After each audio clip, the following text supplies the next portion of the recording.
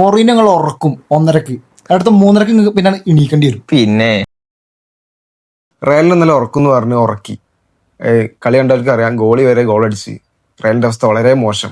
ഈ സാഹചര്യത്തിൽ എന്താണ് പറയാനുള്ളത്? അതായത് അല്ല, ഒന്നും പറയണ്ട, അതാ നല്ലത്. ഇന്നലെ ഉറങ്ങിയിട്ടില്ല തോന്നുന്നുണ്ട് ഇവനൊക്കെ. ആസ് എ റയൽ ഫാൻ ഇവൻ ഉറങ്ങിയിട്ടില്ല. ഞാൻ നല്ല ഉറങ്ങി, കാരണം ഞങ്ങൾ ഇന്നലെ ജയിച്ചു, ടോപ്പ് 8 ആയി. അറിയാലോ, ബാസയാണ്. പിന്നെന്താണ്, എന്തെങ്കിലും പറയാനുണ്ടോ ഈ സാഹചര്യത്തിൽ?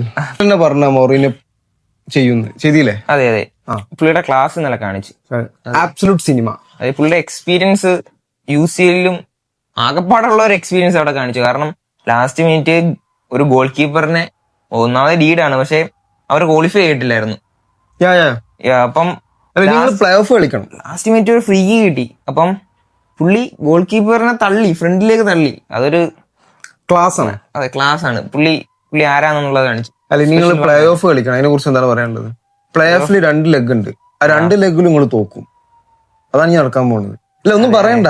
ഇന്നലെ പറഞ്ഞ ഓർമ്മ ഉണ്ടല്ലോ, അത് ഓർമ്മ വേണം. പക്ഷേ റയൽ മാഡ്രിഡ്, കാരണം 15 വർഷമായിട്ടൊന്നും ഇല്ല ഞങ്ങള് UCL അടിച്ചിട്ട്.